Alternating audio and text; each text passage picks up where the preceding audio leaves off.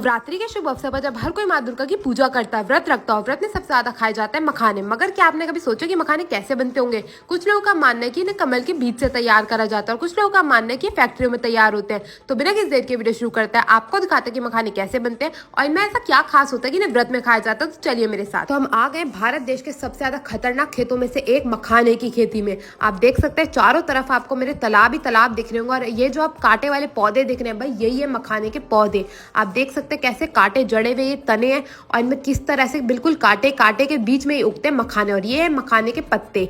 आप देख सकते हैं कितने बड़े बड़े पत्ते, इन्हीं पत्तों के नीचे जो मखाने उगाए जाते हैं। और ये है मखाने, ये है इस पौधे का फूल। और अब भैया मखाने निकालने के लिए तालाब में कूद चुके हैं और भैया के साथ साथ हमें भी जाना होगा इसी तालाब में। भाई तालाब में जाके मेरे को पता चला कि यहाँ पे इतने ज्यादा कीड़े मकोड़े और साथ में छोटे छोटे आपको सांप भी देखने को मिल जाएंगे। भाई इतनी मेहनत का काम ना मैंने अपनी जिंदगी में पहली बार देखा था। अब इस पौधे में से निकाला जाएगा मखानों को। भाई जो मखाने होते हैं ना वो इस पौधे में नीचे की ओर लद जाते हैं, जिसकी तरह से वो ऊपर भी कुछ कुछ मखाने आते हैं, कुछ कुछ जो है वो नीचे ही रह जाते हैं। तो उन सबको बीन बीन के छान छान के इकट्ठा करा जाता है इन जालियों में। आप देख सकते हैं ये जो मोटी वाली जाली है ना, इसमें ज्यादातर नीचे के मखानों को इकट्ठा करा जाता है और सारी की सारी गंदगी को यहीं पे छान लिया जाता है। आप देख सकते हैं बिल्कुल बढ़िया तरीके से मखानों को बढ़िया सी टोकरी में भरा जा रहा है और टोकरी के बाद इन्हें जाया जा रहा है मटकी में। एक एक करके सारे के सारे मखानों को मटकी में डाल दिया जाएगा। अब आप जो देख रहे हैं ना, भैया अंदर गए और सारे के सारे मखानों को ऊपर डाल दिया जाएगा और दूसरे भैया इस पतली जाली की मदद से एक एक करके सारे के सारे मखाने जो ऊपर आते जा रहे हैं उनको भरते जाएंगे और वापस से ये जो आप मटकी देख रहे हैं इसमें डालते जाएंगे। एक एक करके यही प्रोसेस यहाँ पे चलता रहेगा जब तक ढेर सारे मखाने इकट्ठे ना हो जाए। और यही प्रोसेस दिन भर यहाँ पे चलता रहता है और जैसे ही मखाने ढेर सारे इकट्ठे हो जाते हैं इन्हें बढ़िया तरीके से मोटी वाली जाली में छाना जाता है। यहाँ पे देखिए दोनों भैया बड़े सारे मखानों को बढ़िया तरीके से छान रहे हैं। अब आप सोचेंगे मखाने तो व्हाइट होते हैं और ये है काले। भाई काले से सफेद भी ना मखाने को जाने में बहुत कार्यक्रम लगता है। तो चलिए मेरे साथ आगे देखते हैं। जब मखाने अच्छे से धुल चुके हैं इन्हें डाला जाएगा एक बोरी के अंदर। आप देख सकते हैं पूरी की पूरी बोरी भर ली है। अब इन्हें ले जाया जाएगा बाहर की ओर।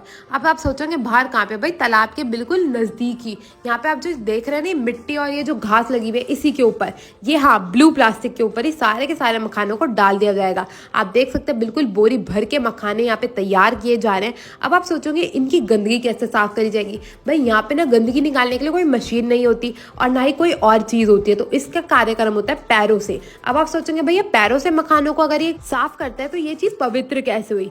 भाई ये जो मखाने हैं ना ये हमारे पूर्वजों के टाइम से खाते आ रहे हैं हम, और इसमें कुछ भी गलत नहीं है क्योंकि उसके बाद इनकी धुलाई होती है, इन्हें भुना जाता है तो उसके बाद ये इतने पवित्र हो जाता है और इन्हें इनके इतने ज्यादा फायदे हैं कि आप अगर मखाने व्रत में खाएंगे ना तो उसके बहुत ही ज्यादा गुण मिलते हैं। जैसे कि आपको भूख नहीं लगने देता, आपको एनर्जी देता है और साथ ही साथ आपको वेट लॉस में भी मदद करता है। तो अब सारे के सारे मखानों को जब अच्छी तरीके से साफ कर ले गए इन्हें दोबारा से नदी में ले जाया जाएगा और पानी से बढ़िया तरीके से धोया जाएगा। आप यहाँ पे देख सकते हैं दोनों के दोनों भैया अब लग चुके हैं इसकी धुलाई में।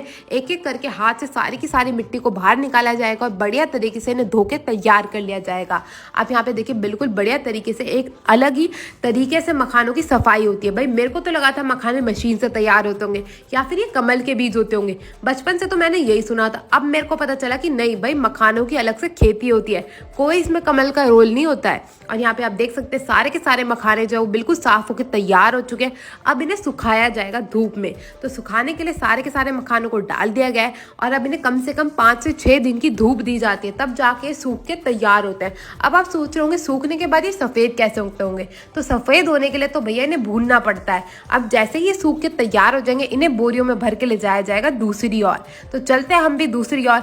यहाँ पे देख सकते हैं मखाने बिल्कुल सूख के तैयार हो चुके हैं। अब इनके भुनाई का कार्यक्रम शुरू करा जाएगा। तो एक एक करके भैया जो है दूसरी दूसरी टोकरियों को लाए जा रहे हैं और इन्हें भुना जाएगा भुट्टो के डंठल पे। तो यहाँ पे आप देख सकते हैं सारे के सारे भुट्टे के डंठल तैयार है। अब एक एक करके सारी की सारी कढ़ाइयों को लगा दिया जाएगा। यहाँ पे कम से कम 4 से 5 कढ़ाई रहती है। अब एक एक कढ़ाई में जो है हमारे मखाने के दाने डालते जाएंगे और जैसे जैसे वो दूसरी दूसरी कढ़ाई में जाते जाएंगे।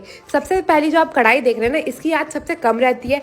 ऐसे करते करते सबसे ज्यादा आंच तक की कढ़ाई में एक एक करके मखानों को डाला जाएगा। अब आप सोचोगे भैया क्या करेंगे, भाई भैया जो है ना, इन्हें जो मखाने बिल्कुल गर्मा गर्म भून के तैयार होंगे उन्हें लेंगे और इनकी होगी कुटाई। तो यहाँ पे आप देख सकते हैं धीरे धीरे करके भैया थोड़े थोड़े मखाने लेते जा रहे हैं। आप इनके हाथों की हालत देखो, क्योंकि इनको बिल्कुल गर्म मखाने हाथों से ही उठा के डालने होते हैं, इसलिए जो इनके हाथ है ना वो बिल्कुल जल जाता है। आप देख सकते हैं इनके हाथों की हालत, कितनी मेहनत लगती है आप तक मखाने पहुंचाने में।